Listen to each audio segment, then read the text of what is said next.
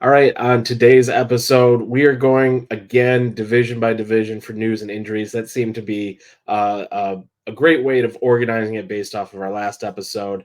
This is IDP Advice. I'm Nate Cheat and joined with Ricky Rod 66. This show is put on by the IDP Plus, idpplus.com. Get more in-depth topics covering IDP, Dynasty, Fantasy Football, and NFL betting. Subscribe today to our YouTube channels, as well as go to idpplus.com and become a subscriber. All right, let's get into it.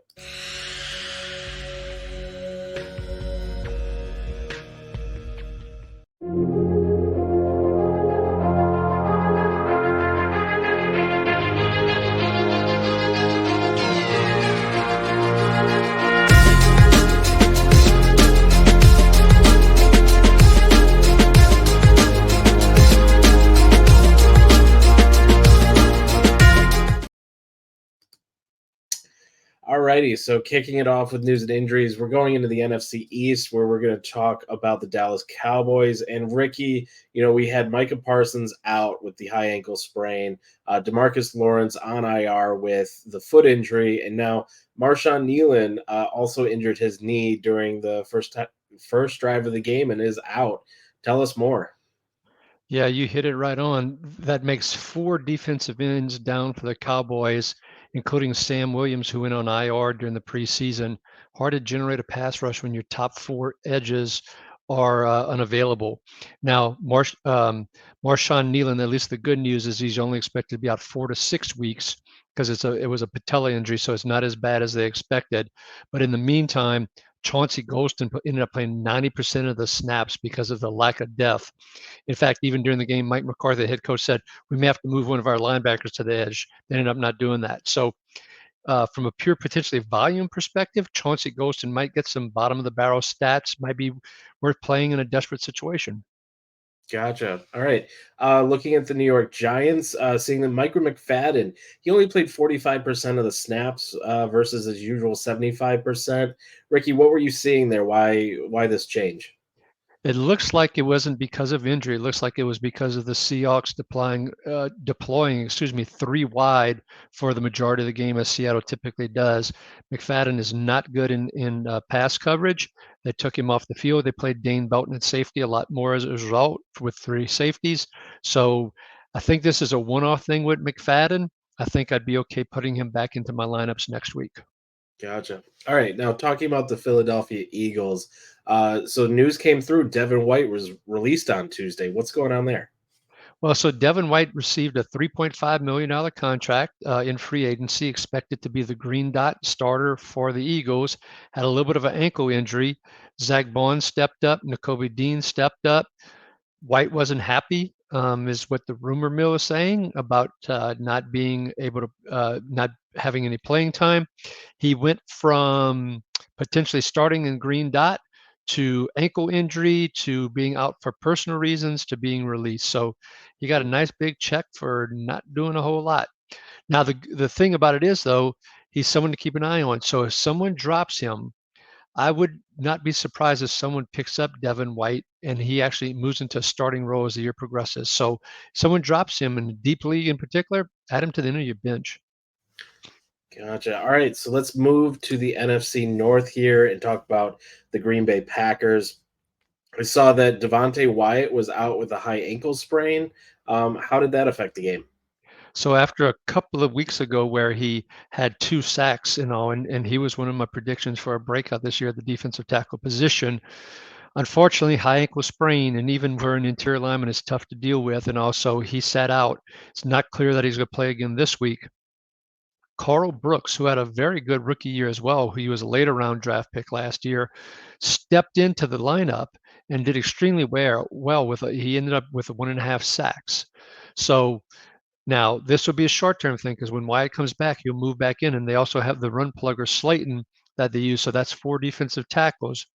But in the short term, if you're desperate, Brooks is someone to use. Then going into the linebacker position, Isaiah McDuffie's with the Packers, his linebacker snap share continued to go down, going all the way down to 59% this week. Edgerrin Cooper's just slowly been inching up now all the way up to 38%. It's one of those things, can't really play either one of them unless you're really deep and really desperate. But as we predicted all the way back to week 1 on this show, Edgerrin Cooper will eventually take over as the year progresses because he had missed so much of training camp. You see it heading in that direction. Lastly, of interest in their secondary, though, Nathan, was Mhm. that Evan Williams played 100% of the snaps at safety. Javon Bullard only played 73% of the snaps. So what happened, Jair Alexander was out for a second straight week, but instead of putting in one of the cornerbacks, they moved their slot cornerback, Keyshawn Nixon, out to the edge, and they moved Bullard into the slot. So Bullard only played at 70% of the snaps as a result, and Williams, and focused just on that. Williams played 100% of the snaps at safety, had a very, very productive game. He was credited with 10 tackles, 4 of which were solo, along with 2 pass defenses. If Alexander's back, you could be dealing with fool's gold here with Evan Williams. But if they like what they see, maybe Nixon and or Bullard is the odd man out. So it's something to keep an eye on, but don't spend a lot of fab money on Evan Williams just from that one great game. Could be just because of the injury situation with Alexander. Gotcha. All right, so let's talk about the Minnesota Vikings now. I saw Evan Pace.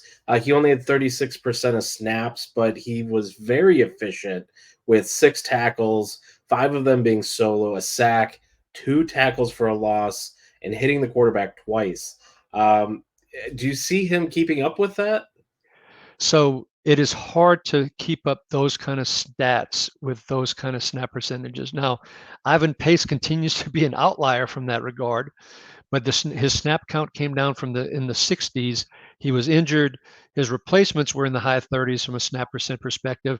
He came back thinking maybe he's back up to 60%. No, he was still in that 30% range, like Kamu Grugier was.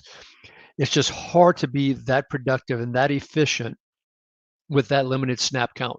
So manage your expectations.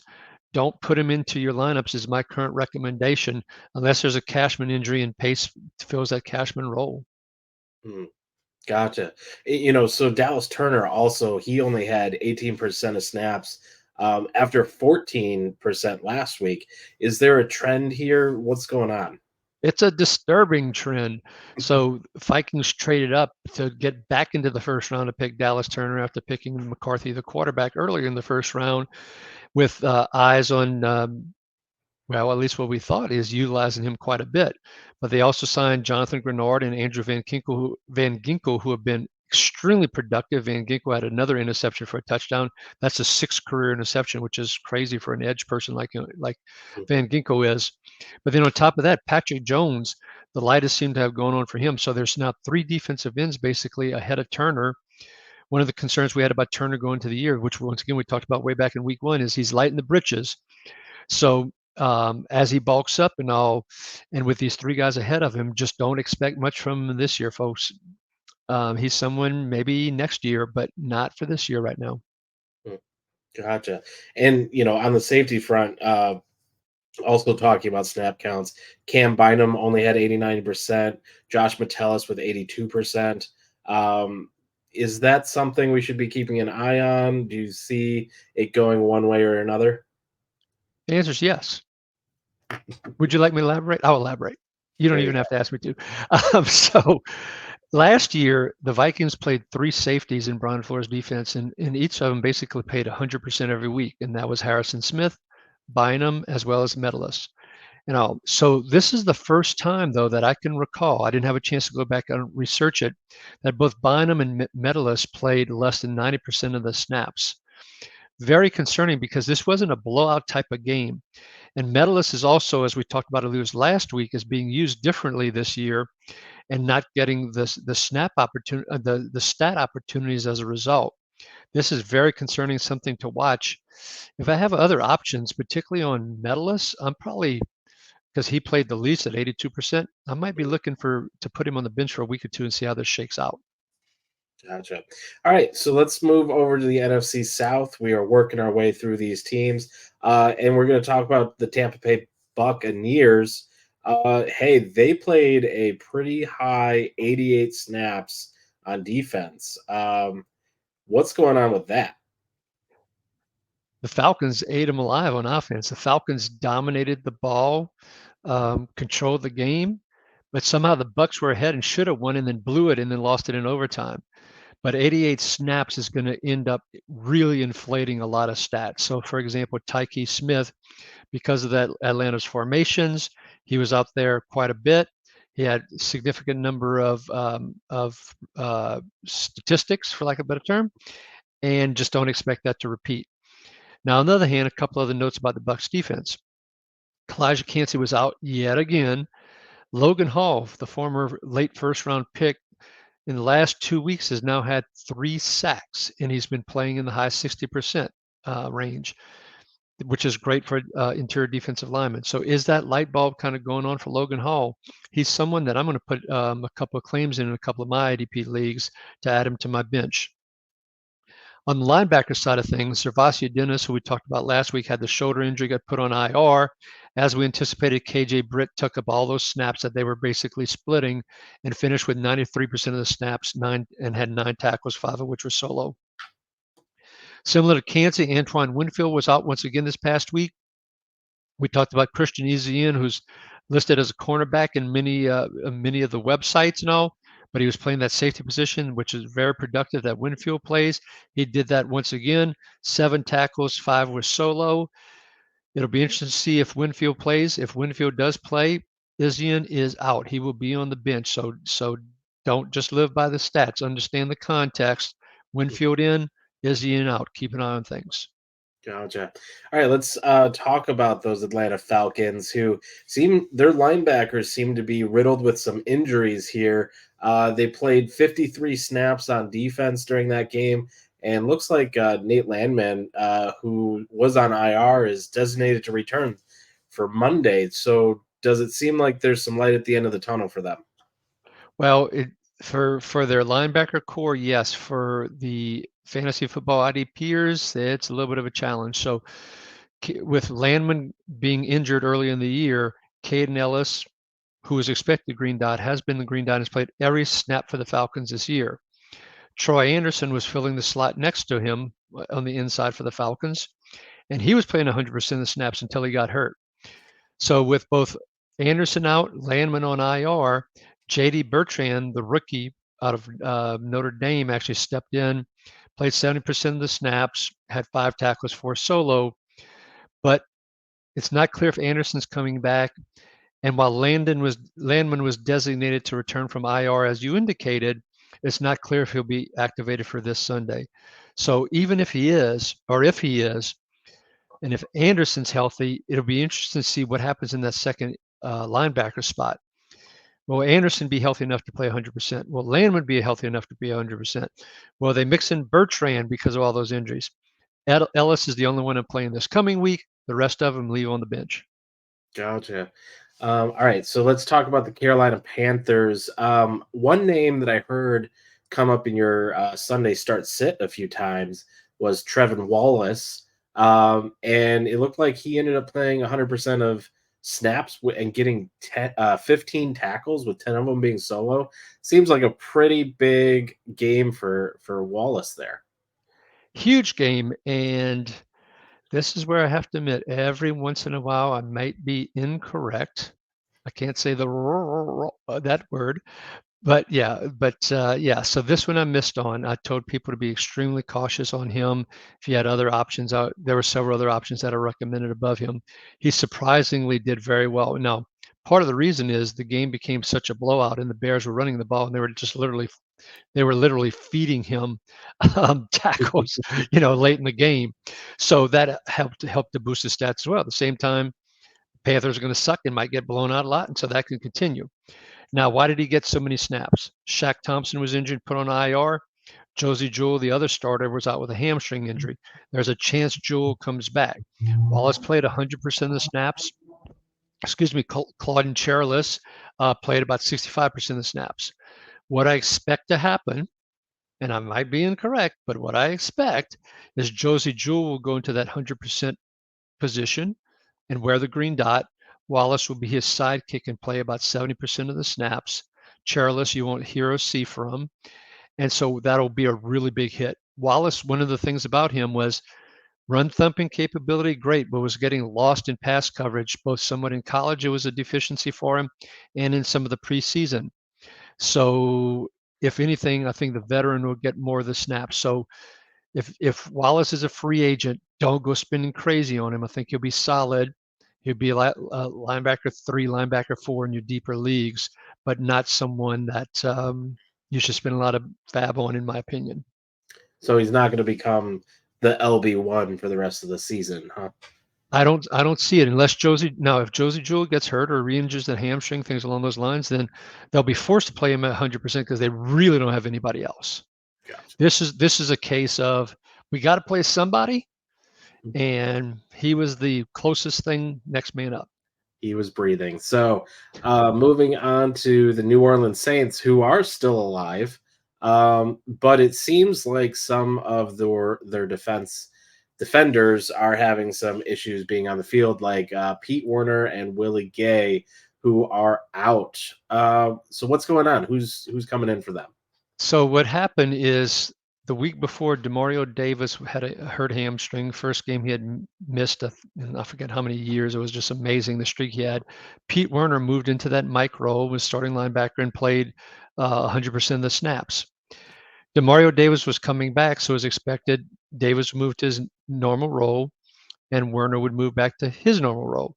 Fortunately, Werner hurt his hamstring late in practice this past week, so he was ruled out. Willie Gay, who would have been the next linebacker up, he had hurt his hand. He was out again. So, and then the week before, when it was just Werner available, actually DeMarco Jackson, the former, I think it was 5th or 6th round draft pick of the Saints, actually got more playing time than Anthony Argy, who was just super productive during the preseason. Well, what did the Saints do this week? Demario Davis is back, Werner and Gay out. They don't play DeMarco Jackson. They played Anthony Argy, and he was absolutely very productive. Thing about it is, he's only in there because of injuries.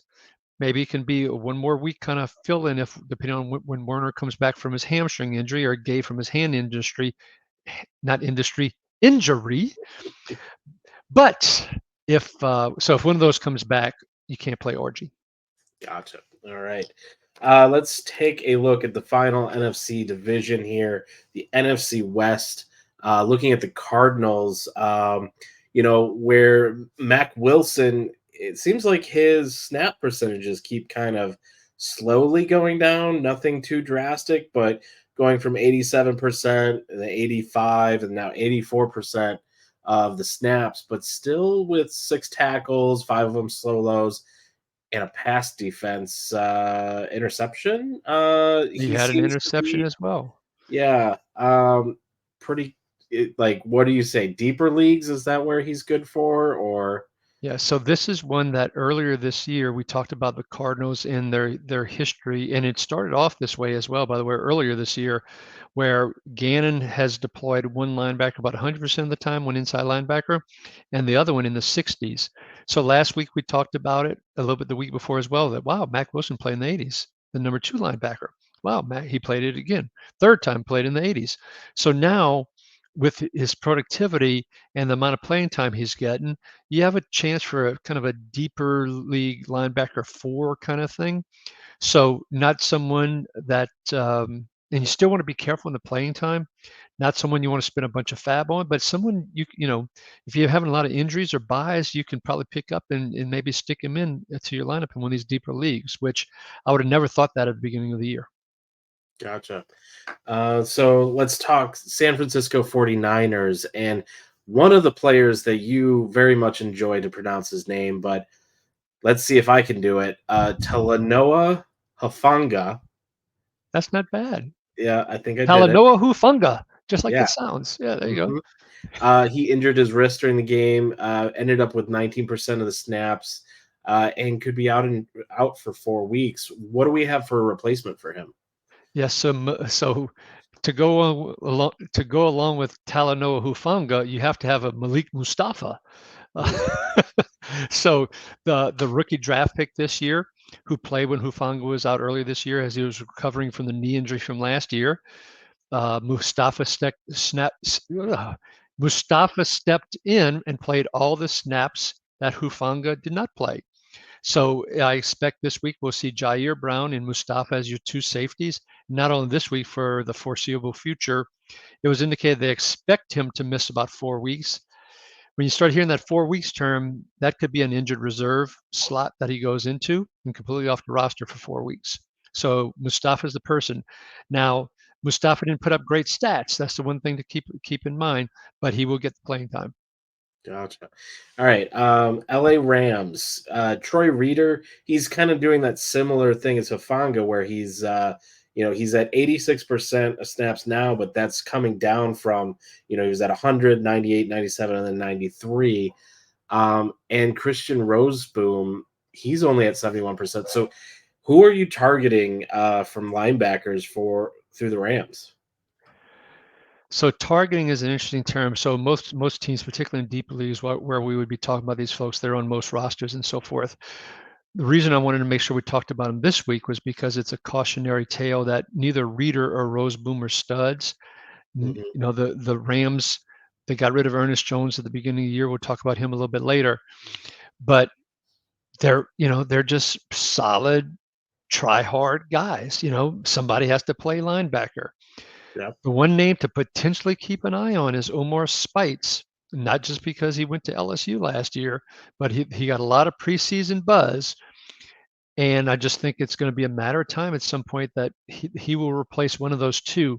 But when you see Reader coming down from 100% and just slow trickling down, as you talked about, to the mid 80s, that's very concerning. And so a lot of people are playing in Reader. I don't think you can do that necessarily right now. Just be careful about putting him into your lineup. Okay. Gotcha. All right. Seattle Seahawks. So Byron Murphy and Boye Mafe both didn't play. Are you replacing them with anybody from Seattle?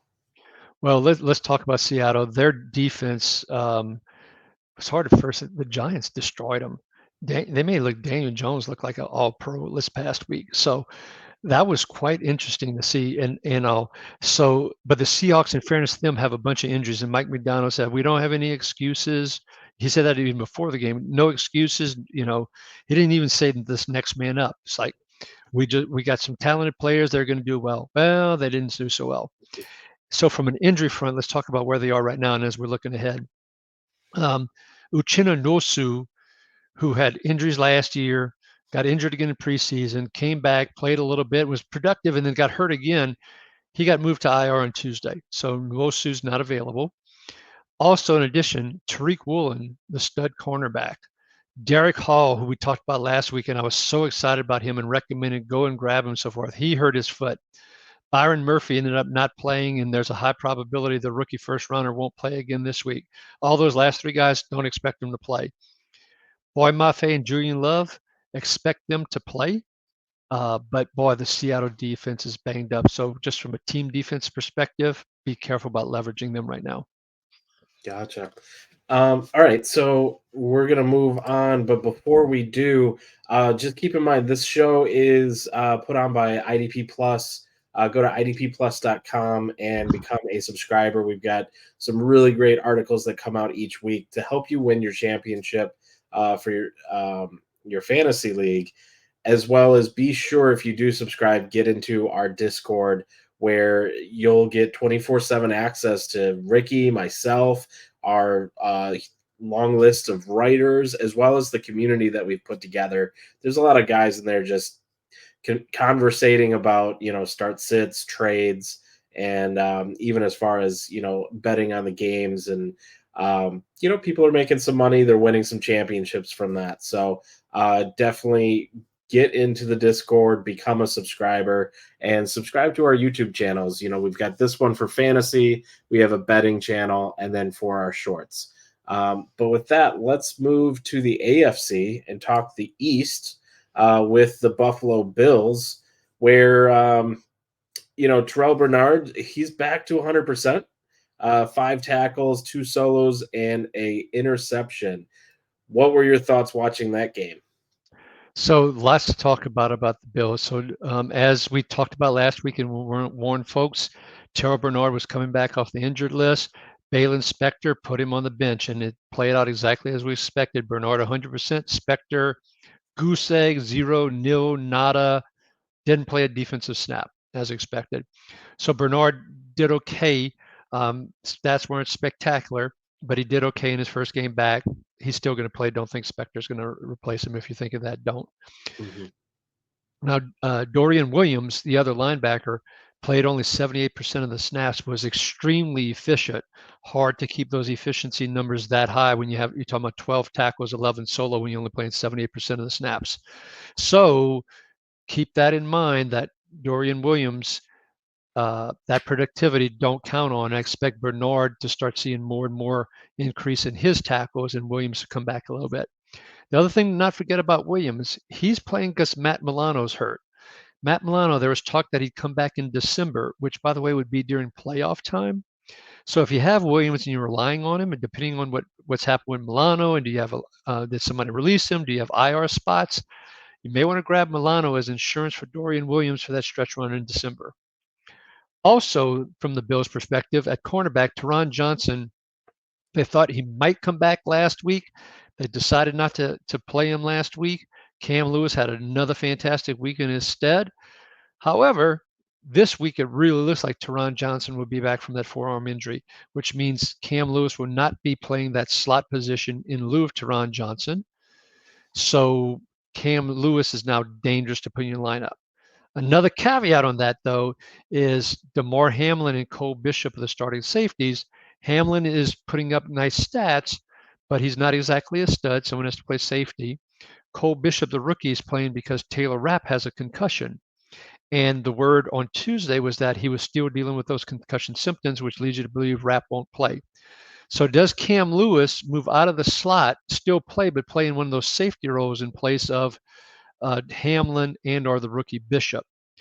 A lot of noise there to be careful of. The only one out of all those guys I'd be comfortable playing is if Teron Johnson is active and you have to play a cornerback, I'm putting in Teron Johnson. The rest of them, I'd be very careful this week. Gotcha. All right, so let's move on to the Miami Dolphins, who seem to still be dealing with the injury bug this year, with Jalen Phillips now going on IR Monday night with a knee injury, and there's no timetable for Bradley Chubb to return. They had Emmanuel Agba, who played 75% of snaps, getting 4 tackles, them being solo and a sack. Is that the future? Is that what we're looking at? Is Agba and then Chop Robinson with 67% of snaps, 3 tackles and a solo. Not Snapples. I don't know where that came from, but what are we looking at for these injury concerns for Miami? Miami's in bad shape. That's what I tell you. And so Agba and Robinson are the starting edges right now. And Agba is a veteran with a lot of experience, and so he's someone that can be useful as more of an edge number 3 type.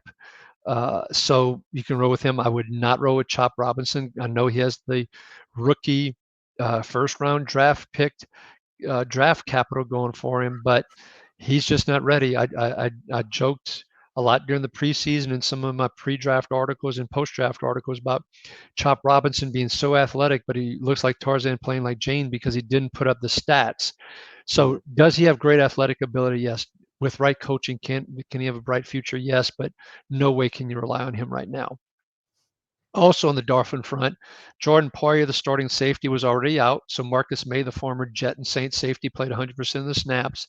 And then during the game, Jevon Holland got hurt as well, their other safety. So in his stead, Elijah Campbell came in and played the last about quarter of the game. No word on if Holland yet will be playing this week, but there is a high probability that he might not. So you're talking about Marcus May and Elijah Campbell.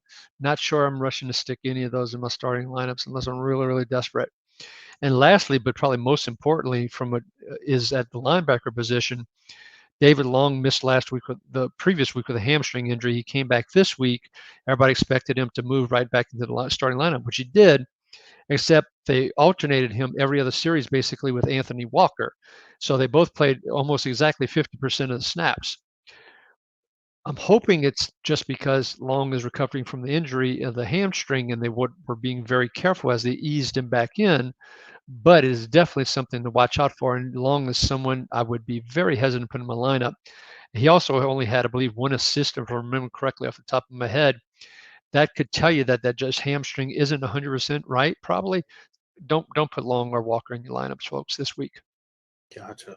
All right, let's talk New York Jets, who just had huge news today with well, technically yesterday. We're recording on Tuesday with Robert Saleh being let go and apparently walked out by security, which was noted that Adam Gase, who he replaced, was not walked out by security. So something going on there. But talking defense here, Will McDonald, who I played actually this week and had a pretty nice showing for my league.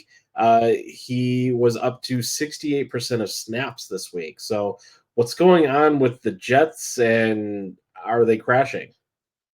So it was very interesting because last week we talked about the fact that McDonald's snaps had come down from the 60% range and now they jumped back up. So he did get a sack, which certainly helped from a productivity perspective. At the same time, the Jets owner also put out a plea as part of his press conference to, hey, Hassan Reddick, we're still waiting for you, buddy. Come on in. So just keep that in mind for the long term. That could impact McDonald's snaps. So even though he's in the 60s right now, if Reddick does eventually come in and get tired of losing, I believe it was $800,000 a week from a paycheck perspective, plus the fines he hasn't paid. Mm-hmm. That could impact McDonald's playing time. So just keep that in mind as we go as we're moving forward here. In addition, Mosley missed yet again. Jamien Sherwood stepped in and played 98% of the snaps. He was very productive with 12 tackles, 7 of which were solo. So as long as Mosley's out, you can certainly play Sherwood. When Mosley's back, he plays more of a number 3 linebacker role, does Sherwood. So he's not usable at that point in time. So if Mosley's out, keep Sherwood in your lineup with confidence. Gotcha. All right, let's talk New England Patriots. Kyle Duggar, Jabril Peppers, they were both out. And Peppers was arrested this weekend. All right, tell me more, Ricky. Peppers has been a bad, bad boy, at least according to the police reports.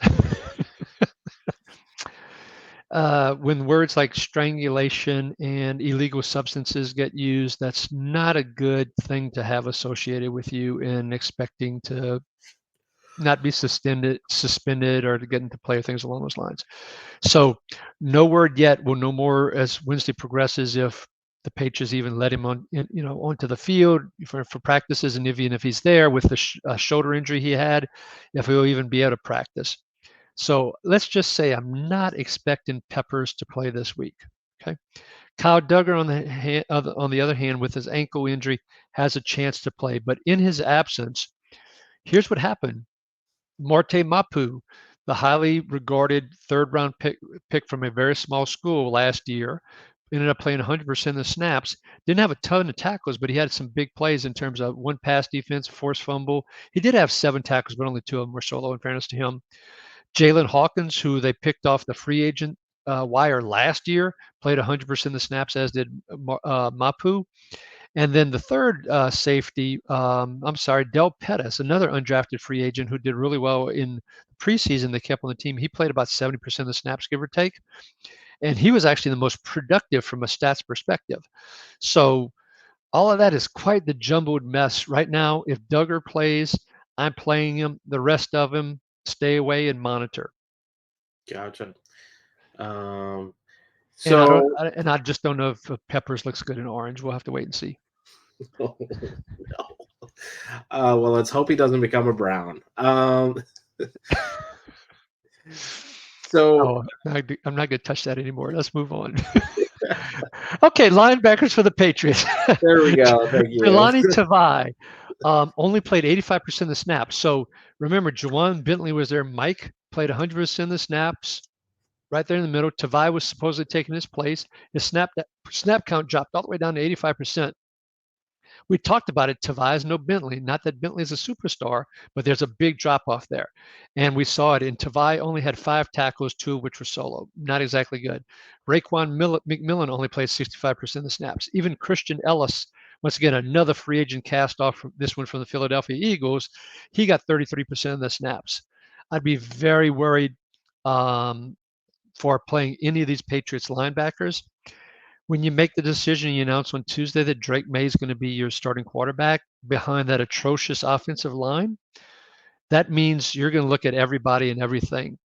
And so that very well could mean some changes in the linebacker position, giving other people opportunities if they're that disheartened that they're already pulling back on some of these percentage snaps for these guys. Be very careful about playing those linebackers. Gotcha. All right, let's move on to the AFC North. We have 3 more divisions to get to. And let's talk the Bengals cornerbacks. So Dax Hill, he was injured during the game, did not return. Turns out it was a torn ACL. He will be out for the year. And Mike Hilton, he played 0% of snaps. What's going on with the Bengals defense? They suck. They're having trouble generating a pass rush for the most part. They're having trouble stopping the run. There's no way they should have lost this game this past week when Burrow throws for over 300-something yards and all those touchdowns.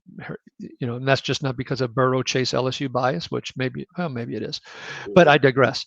Anyway, so we usually don't talk about cornerbacks, but since Dax Hill is out for the year, and in some cases, some leagues have him as a safety, even though he's been playing cornerback all year, that's why I want to bring him up.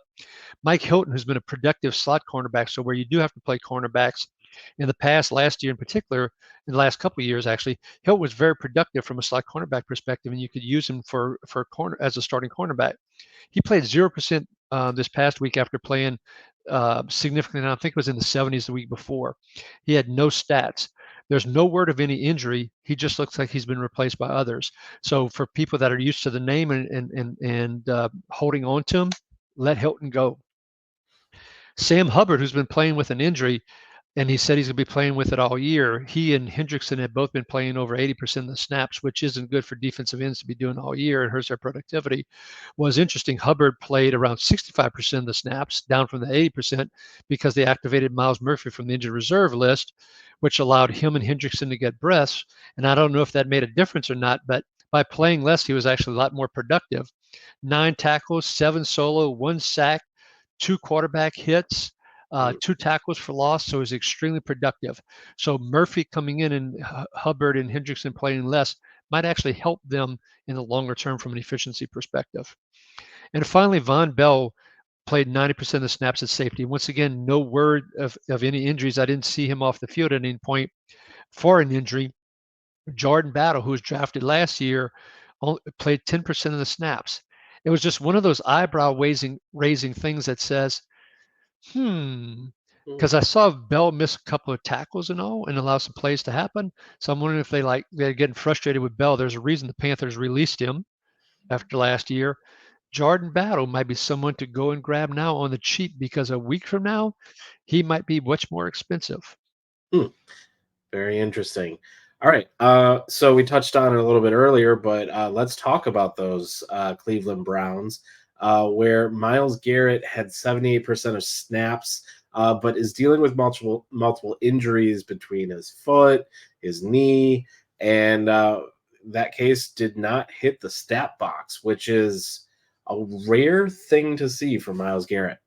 Exactly. What is one thing that you and I and Myles Garrett have in common? We both had 0 sacks this past weekend and 0 tackles. And so I feel bad for the guy, because he's trying to play through multiple injuries and all, and he's trying to play his heart out. He still played over 7% of the snaps, to your point and all, but I think the injuries are catching up with him. Now, the other thing too is it's not exactly easy to sack or tackle Jaden Daniels.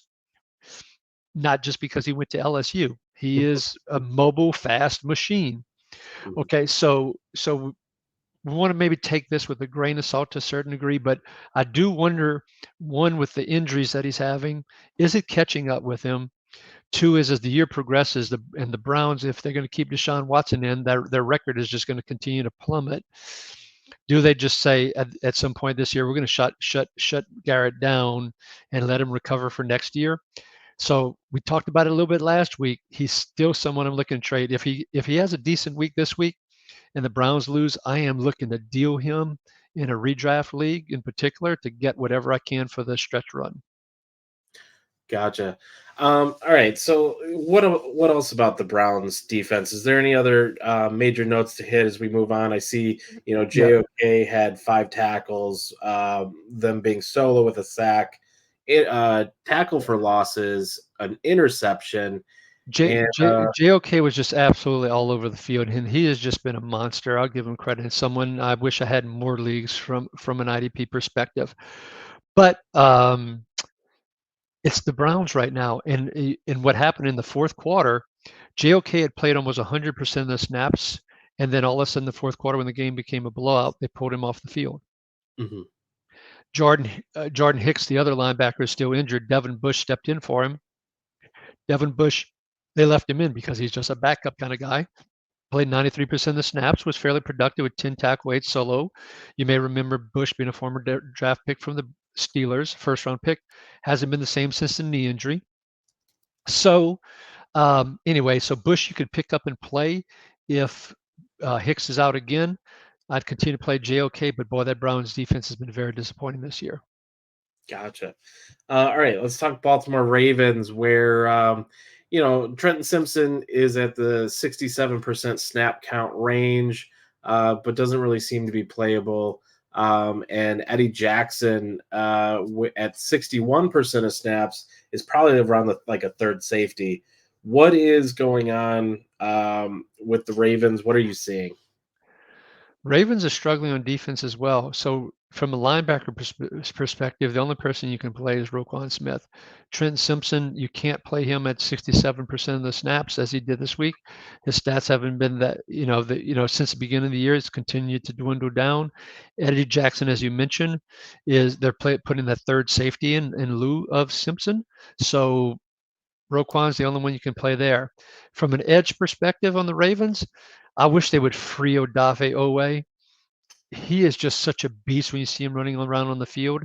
Now, maybe he's just not sticking to his assignments or something, that he's only playing 46% of the snaps, or maybe they're purposely choosing to do the rotation. But you've got him and you've got Van Noy playing. And then, ironically or interestingly, Tavius Robinson is now the number 3 edge person over David Ojabo in terms of like snap counts, at least for this past week. Ojabo, we had high hopes for coming out of Michigan, second round pick, had the injury during the combine.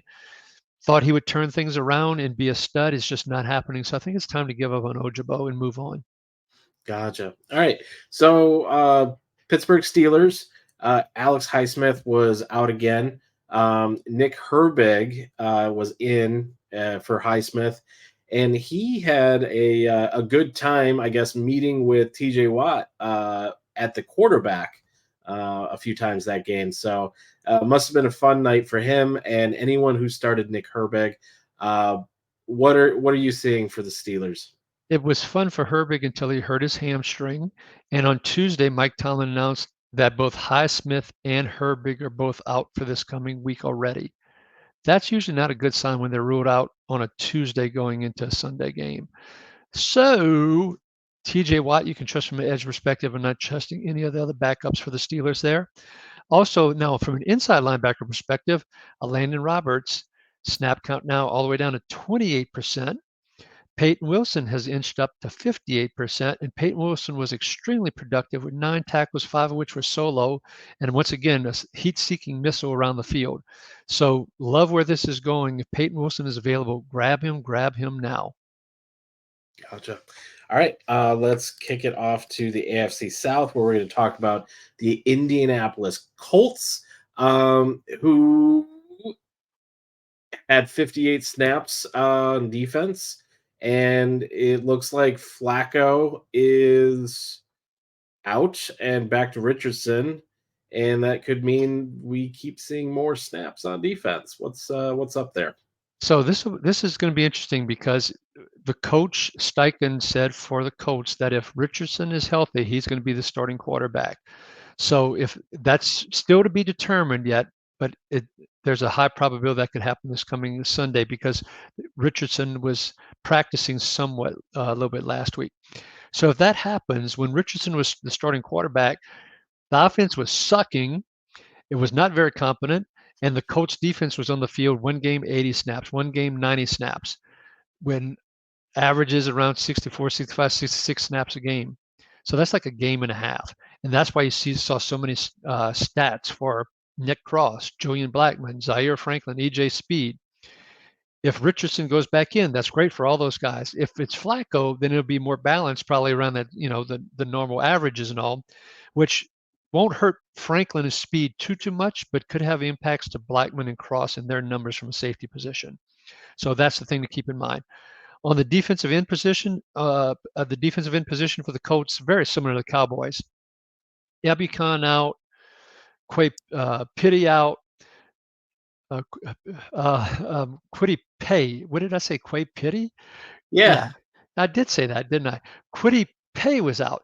So as a result, they're very thin. Deo Odeingbo played 84% of the snaps, and Laiatu Latu, boy, how you like that? I did good on that. He played over 60% of the snaps as well. Now, Odeingbo only had one assisted tackle. Latu had 6 tackles, of which 4 were solo, 2 were assisted. So anyway, if you're going to play one of them, it's Latu. Now, when Paye is back, one of the things that I'm hoping will happen, they'll start sliding Odeingbo inside from a rushing perspective. If you see that happening, there's a good opportunity there that he could be productive from an edge perspective, getting you sacks from potentially in the middle of the line. So something to keep an eye on, but right now, don't play Odeingbo. Gotcha. All right. Jacksonville Jaguars. We had Devin Lloyd return from injury. He played 97% of snaps, 6 tackles, 2 of them solo, but he did not fall into a rotation as Ventrell Miller was at 59%, Chad Muma 46, and those guys had 7 tackles and 5 tackles. What are we seeing with Devin Lloyd here with his return? Okay, so I think here's what happened. Doug Peterson said to Ryan Nielsen, his new defensive coordinator this year, he said, okay, this rotation crap with our star players at linebacker, stop it. So earlier in the year, we talked about, as a reminder for those maybe who didn't see previous broadcasts, they were rotating Aluakon and Lloyd, who in the past would have gotten like 100%, 97% of the snaps between the two of them each. And you wouldn't see Muma or Miller on the field. Okay. So then this year, all of a sudden, they're rotating them. And at first, they was said, it was because it was so hot and humid that first game, blah, blah, blah. Well, it continued. Now, Aluakon and Lloyd were both hurt and out last week. Muma and Miller played the majority of the snaps. Lloyd came back this week. There's no more of that rotation stuff anymore. He played 97%, and the other two had the smaller percentage, as you indicated. So the good news is that when Aluakon comes back off of injured reserve, hopefully what that means is both he and Lloyd will be back to their snap counts, which will aid their efficiency and productivity from an IDP perspective. So Miller and Muma, if you have to pick between the two, if you're really desperate, you need to play one in a deep league, whatever, put in Miller, but they won't last much longer. I think Aluakon has about 2 more weeks on IR before he gets activated again. Gotcha. All right. Let's move to the Houston Texans, where Henry 2020, he's up at 100% again after being at 98% the week before. He had 6 tackles, 2 of them solo. What are we looking at for the Texans? Are we, 100% of snaps for 2020? What are we looking at? LB2 area for him? That's probably a little bit on the high side for him. There's a reason he was a 5th round pick. And so, look, he is a hustling machine, but he's also on the smaller side as well. Another thing to keep in mind is Christian Harris, who's on IR, will absolutely replace him when he comes back from IR. Although it was mentioned on Tuesday by head coach D'Amico Ryans that they don't plan on opening the 21-day window for Harris to return again this week. So Toto does have some viability here in the short term. At some point, that will go away. He may be able to help you through these bye weeks, but just keep that in mind for the future. Jimmy Ward, once again, got hurt. D'Amico Ryans loves him, brought him over from San Francisco. He's aged, but he's smart, and he keeps them aligned, but he is out injured once again for the 2nd week in a row. With him out, Eric Murray played all the snaps that that Jimmy Ward didn't play, but Murray wasn't exactly overly productive. So now part of that could be because the Bills' offense in general wasn't very productive as well. When Josh Allen goes 9 of 30, it's not going to create a whole lot of opportunities for tackles. So, but I'm still not picking up Eric Murray. I wouldn't pick up Ward when he's active as well. Gotcha. All right, let's talk about Tennessee Titans, where Jeffrey Simmons, coming off of Tommy John surgery, expected to play Week 6 with the Titans coming off the bye, and Brian Callahan said he is uncertain as of Monday. But what do you think? Do you think he ends up playing? This is one that we're going to have to watch the injury reports and see. I think it's just too soon to tell right now. Simmons was pretty adamant that going into the bye week, so after week 4, he disclosed the Tommy John surgery, but he said he'd be ready to play in week 6. And then Callahan threw a little bit water on that, as you indicated. So it's something to watch. But boy, Tommy John surgery, elbow, defensive lineman, trying to engage, trying to do those swim moves, et cetera, around offensive linemen. Love that he's going to try and play, but he's got to be limited with, that arm injury or elbow injury. So I'm not rushing to put him in the lineup, even if he's active this week. I want to see how he does. The other thing about the Tennessee Titans worth bringing up is Cedric Gray, the rookie draft pick, who many people thought, oh, he's going to be starting next to Kenneth Murray. This is going to be great. Grab Cedric Gray, play him. Well, he got hurt in the preseason. Jack Gibbons, old reliable linebacker, not that old, but a reliable player as he was last year, actually beat Gray out for that position. And then on top of that, they go and trade for Ernest Jones. So you now have Murray, Jones, Gibbons, and Gray. If you have him on IR and you have to activate him, particularly in some sort of redraft league, he is not worth it. Just dump him. Gotcha. All right. And I don't know if we're and I will join you with this. I'm not sure if we're in a position to call any of these players old outside of maybe Aaron Rodgers. But let's talk AFC West and the Denver Broncos, where Cody Barton had 100% of snaps with 7 solo tackles. What are we looking at for the Broncos linebackers? I just have to comment. Age is all relative. Okay. Yep. Yeah. So there's certain places I could go and be the youngest guy there, and there's other places I'd go, I'm the oldest guy there. So we'll just leave it at that. Okay. So Broncos, Cody Barton, he played 100% of the snaps, and Cody Barton is what he is. Okay. He's a solid regular player who someone has to play linebacker. And so he played 100% of the snaps, not that productive, 7 tackles. Justin Sternard, who has been primarily a special teams hustling stalwart, played 71%, and he was actually more productive from a tackle perspective than Barton was. I just don't see that totally lasting, by the way. I think one of the 2 folks that they signed and added to the practice squad, Quan Alexander and/or Zach Cunningham, will eventually replace Sternard in that starting lineup. In addition, Lavelle Bailey, another undrafted free agent who did really well during the preseason, he actually got signed from the practice squad to the active roster. So he's someone to watch as well. But just by the time I think we get to week 12, week 13, you won't see Sternard in the starting lineup. You might not even see Barton in there. I could see potentially both Alexander and Cunningham beating out both of those guys. Gotcha. All right. And last but not least, let's talk about the Vegas Raiders. The Raiders. Yeah. And looking at Maxx Crosby, I mean, just kind of similar to Myles Garrett, dealing with an injured foot, or actually a high ankle sprain. My apologies for that. He did have 2 sacks, 83% of snaps, but I don't know. Like, it seems like some of these big name guys aren't it's not that they're coming out cold. It's just dealing with a lot of injuries this season. Yeah, lots of injuries, and we got a lot to talk about on the Raiders here. So Maxx Crosby usually plays 100% of the snaps, which is just unheard of, but the man is just an absolute wild man, and he plays so hard every single play. Playing on that high ankle sprain, getting 2 sacks was just absolutely amazing that he did that. So hopefully he can rehab some more during the week and continue to go next Sunday and hopefully pull in some more sacks and tackles for your teams. But the other big news, Christian Wilkins played 35% of the snaps before he got hurt his foot, undergoing surgery. It's a Jones fracture. There is no timeline on his return. He will be headed to injured reserve. A lot of people picked him as their number one defensive tackle in defensive tackle required leagues, and others even picked him up in defensive lineman required leagues. So huge loss for the Raiders, huge loss on the IDP front. So, and there's no one on the Raiders defensive tackles, behind him that I would bother picking up and so forth. Devon Diablo was out again. Luke Masterson was out.